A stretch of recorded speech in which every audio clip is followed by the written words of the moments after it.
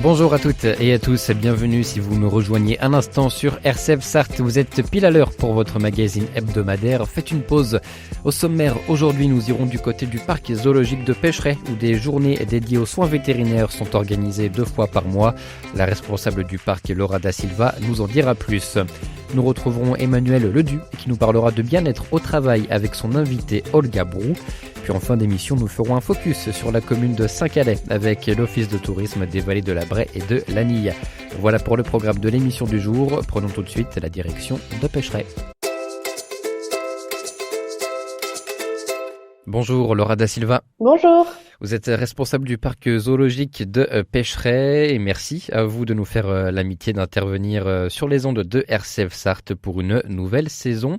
Et pour votre première de l'année, vous nous parlez bien des journées véto du parc de Pêcheret. Oui, tout à fait. On va s'attarder un petit peu sur ce sujet-là parce qu'ici, on fonctionne pas forcément comme tous les autres parcs. Donc, je pensais que c'était intéressant d'aborder un petit peu comment peuvent se passer les journées véto chez nous. Eh bien alors justement, expliquez-nous comment fonctionnent des journées dédiées aux vétérinaires à Pêcheret. Eh bien, donc, faut savoir que nous, on travaille avec un vétérinaire indépendant qui a sa propre clinique. Et c'est un vétérinaire rural, mais qui est aussi un petit peu spécialisé sur la faune sauvage. Donc, ça fait 5 ans qu'il est en partenariat avec nous. Donc, il y a 2 déplacements par mois qui sont organisés au niveau du parc zoologique pour justement effectuer tous les soins nécessaires qui sont obligatoirement en fait à faire en compagnie d'un vétérinaire. Donc par exemple, ça peut être le puçage d'un animal, ça c'est un acte vétérinaire, il y a que le vétérinaire qui a le droit de pucer un animal. Ça peut être les vaccins, ça peut être le fait d'anesthésier aussi. Nous, on manipule en fait le fusil et c'est nous qui allons tirer en fait parce qu'on est formé au sein du parc animalier pour avoir l'autorisation de tirer sur les animaux faune sauvage au sein des parcs. Par contre, tout ce qui va être manipulation des produits anesthésiants et le fait d'approuver que l'anesthésie se déroule bien, c'est l'approbation d'un vétérinaire. Donc voilà, et puis forcément quand on va avoir des plaies, quand on va avoir plein de petits bobos à soigner, dès que ça va nécessiter de la chirurgie ou des agrafes, c'est le vétérinaire qui va intervenir. Et tout ce qui va être administration de traitement, quand on va avoir des boiteries ou ce genre de choses, c'est le vétérinaire qui va nous indiquer le traitement vers lequel on va se diriger avec la posologie. Et on l'a pas précisé, mais ce vétérinaire vient de Vibray, donc il connaît bien aussi le tissu local. Oui, tout à fait. Il a sa clinique vétérinaire sur Vibray et c'est un très bon vétérinaire référencé dans la région. Et donc, le fait de travailler aussi de manière locale avec un vétérinaire qui est à côté, ça a aussi ses avantages puisque du coup, au-delà des 2 séances programmées par mois, bien évidemment, s'il y a la moindre urgence, il est joignable en fait tous les jours et il répondra forcément présent en fait en cas de grosse urgence animale. C'est ça, hors urgence, bien évidemment. Il intervient 2 fois par mois et c'est aussi une organisation particulière pour vous parce que ça mobilise forcément les soigneurs du parc avec lui quand il est là, quoi. Oui, tout à fait. Alors, le fait d'avoir ces programmes-là et d'avoir 2 passages mensuels, par contre, ça nous oblige à avoir une très bonne organisation derrière et à avoir vraiment, par contre, une grosse journée vétérinaire. Généralement, quand il se déplace, justement, c'est pas pour rien.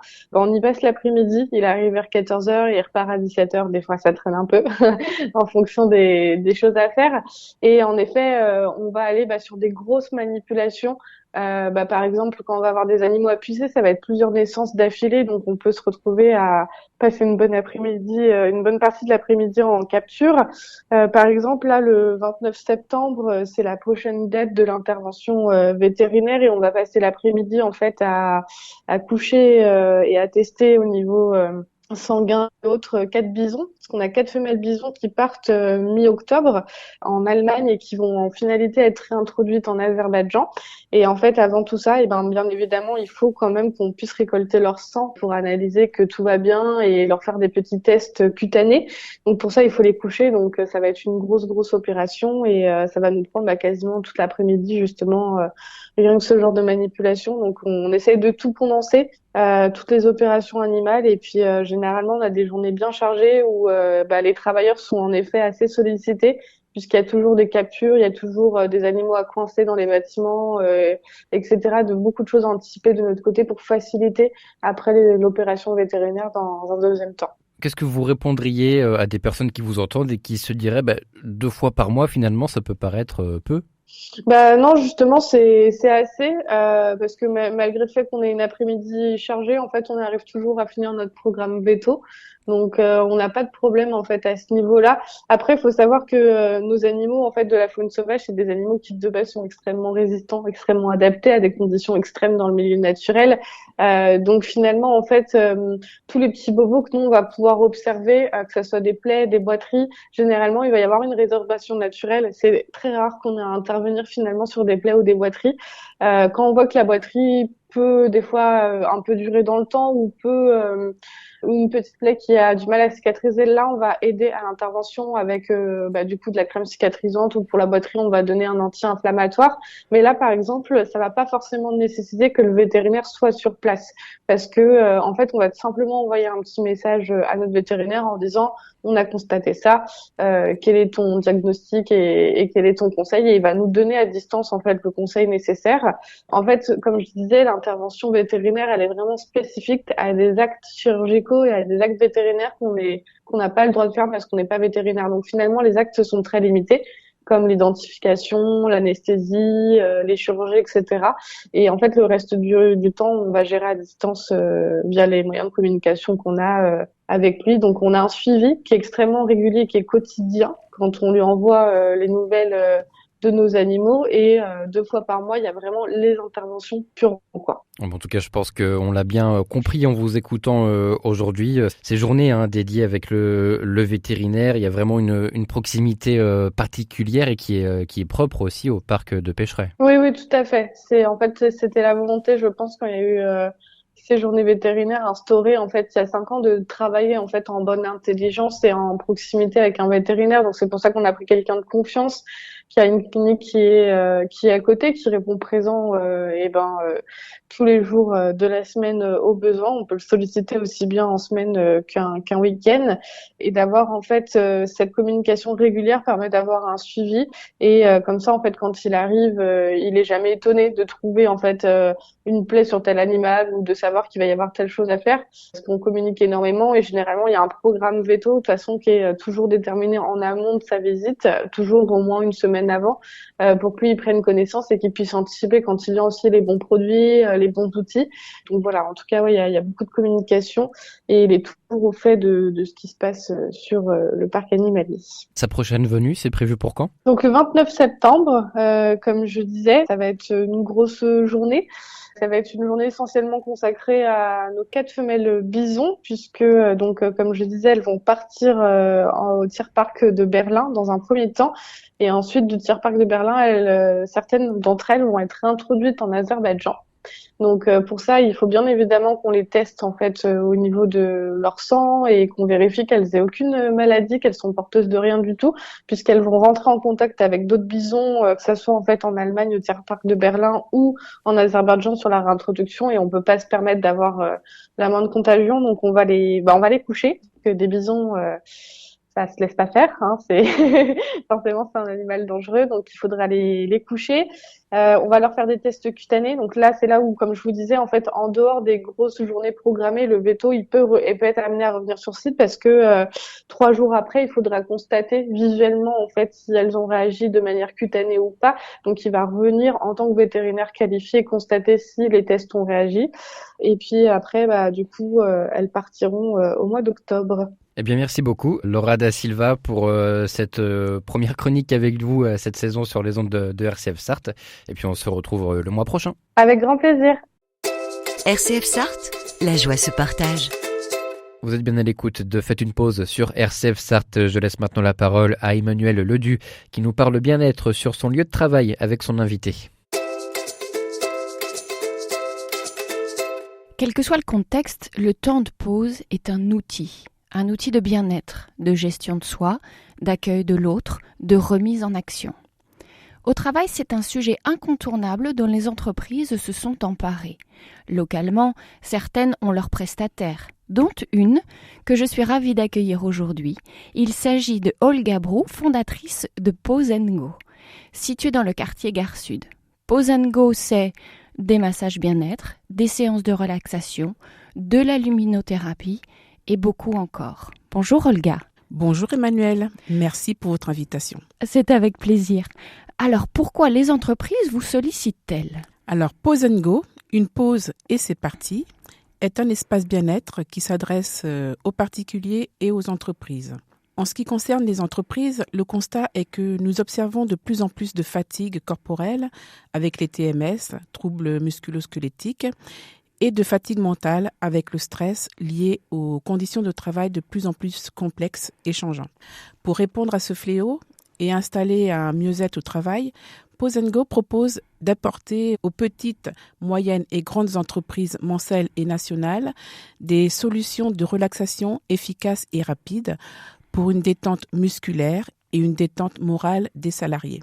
Ces séances de pause revitalisantes de 15, 20 ou 30 minutes par collaborateur peuvent se faire au sein de notre institut ou directement dans les entreprises. Ok, et concrètement, quel type de prestations proposez-vous aux entreprises et à quelle fréquence ? Pause & Go et son équipe de prestataires pluridisciplinaires proposent aux entreprises 1. Des ateliers de massage assis ou sur table pour soulager les tensions du dos, de la nuque, épaules et bras des salariés qui s'en plaignent souvent. 2. Des ateliers de turbo-relaxation avec la lumino-relaxothérapie pour une déconnexion et un apaisement express de l'esprit. C'est une technique de relaxation avec des lunettes et un casque, combinant lumière, voix et musique, qui est très efficace et qui permet de lutter contre le surmenage intellectuel et ainsi retrouver la concentration pour une meilleure efficacité au travail. 3. Des ateliers de respiration et d'oxygénation cellulaire pour gagner en énergie et booster les défenses immunitaires. Et enfin, des ateliers de sophrologie pour une meilleure gestion des émotions. Alors, ce sont des outils clés en main et très faciles d'installation et qui demandent très peu de place pour l'entreprise. Nous avons une capacité d'accueil de 10 à 100 salariés par événement. Nous pouvons intervenir ponctuellement à la journée ou demi-journée pour des séminaires, des cadeaux d'entreprise pour les salariés ou pour la semaine de la qualité de vie au travail, par exemple. Nous pouvons intervenir également régulièrement avec une fréquence établie par l'entreprise, une fois par semaine, une fois par mois, etc., entre 11h30 et 13h30, à la journée ou demi-journée. On s'adapte aux possibilités de l'entreprise. Ça me semble bluffant, ce choix et ces possibilités. Quel intérêt alors pour l'entreprise et quels sont les retours des collaborateurs ? Alors pour l'entreprise, le bien-être des salariés minimise le risque d'absence pour maladie. Un salarié qui se sent bien a moins de risque de développer du stress ou de l'anxiété. Une bonne qualité de vie au travail favorise l'investissement, la motivation et permet de développer une ambiance agréable au sein de l'entreprise. Les salariés sont plus épanouis, plus efficaces et l'entreprise gagne en compétitivité et en productivité. On observe également une reconnaissance du collaborateur envers son employeur, donc une meilleure publicité pour l'entreprise qui met en place ce genre d'événement bien-être. Alors pour nous, par exemple, l'entreprise Eaton Souriau à Champagné nous a sollicité pour la semaine de la QVT en juin et vu le succès auprès des salariés, elle souhaite mettre en place des séances régulières d'activité bien-être pour ses salariés. Après chaque séance de massage, je vois la profonde détente ressentie par le salarié et je l'entends systématiquement me dire « Je ne ressens pratiquement plus mes douleurs dorsales. C'est magnifique, merci. Il faudrait venir plus souvent. » Et c'est cela qui ravit notre cœur en tant que professionnel du bien-être. Eh oui, c'est si gratifiant. Olga, on vous retrouve sur votre site internet pauseandgo.com pour toutes les informations. Merci Emmanuel.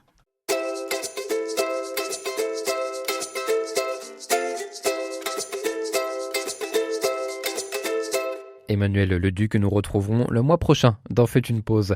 Avant de se quitter, on vous propose un focus sur la commune de Saint-Calais dans notre idée sortie de la semaine. Bonjour, Anja Timmerman. Oui, bonjour. Vous êtes coordinatrice chargée de l'animation touristique à l'Office de tourisme des vallées de la Braie et de la Nille. Ravi de vous retrouver pour cette nouvelle saison sur RCF Sarthe et pour votre retour sur nos ondes cette année. Vous nous parlez aujourd'hui de Saint-Calais. Oui, tout à fait. Je vais vous parler de Saint-Calais, une petite cité de caractère dans le Perche sartois. Alors qui dit petite cité de caractère dit forcément grande richesse patrimoniale. Oui, parce que Saint-Calais possède vraiment un riche patrimoine religieux, naturel et culturel d'ailleurs, parce que c'est une ville haute médiévale avec des vestiges de la mode féodale. On voit encore des vestiges du château en haut de la ville de Saint-Calais. Et puis il y a pas mal de bâtiments de style haussmannien et aussi plusieurs maisons de maîtres. Quand vous vous baladez sur Saint-Calais, vous pouvez trouver tout cela dans la ville de Saint-Calais. Alors quels sont un peu les sites emblématiques de la commune que l'on peut visiter ? Alors, il faut pas louper la halle au grain, par exemple, quand vous promenez dans Saint-Calais. Il y a aussi les quais de l'Agny, le tribunal, qui est très joli, qui a son style néoclassique, le pôle culturel qui est à côté de l'office de tourisme, avec son musée-bibliothèque qui a vu le jour en 1889. Ce musée-bibliothèque, d'ailleurs, met en avant l'architecte Charles Garnier, qui est architecte de l'Opéra de Paris. Vous pouvez voir également la jolie façade de la mairie actuelle, qui est vraiment très jolie. Et puis aussi l'église Notre-Dame, qui offre une belle porte sculptée du XVIe siècle, avec du bois très sculpté et très joli que vous pouvez voir juste à l'entrée de l'église. Je tiens quand même à préciser que la halle au grain est inscrite au monument historique. Et puis vous pouvez voir également quand vous êtes en haut de Saint-Calais, dans la ville haute, vous pouvez voir les ruines du château. Et puis quand vous descendez, vous pouvez voir le long du quai de l'Agny, les lavoirs qui sont au bord de l'Agny. Puis il y a aussi à découvrir des parcs et jardins. Il y en a 5 à Saint-Calais, ce qui est plutôt rare pour une commune de cette taille. Exactement, c'est ça qui est extraordinaire parce que au fait, quelle que soit la saison, vous pouvez vous balader dans les 5 parcs et jardins à découvrir à Saint-Calais. Donc, je vais vous citer ces parcs-là parce que c'est vraiment des incontournables quand vous êtes sur notre commune de Saint-Calais.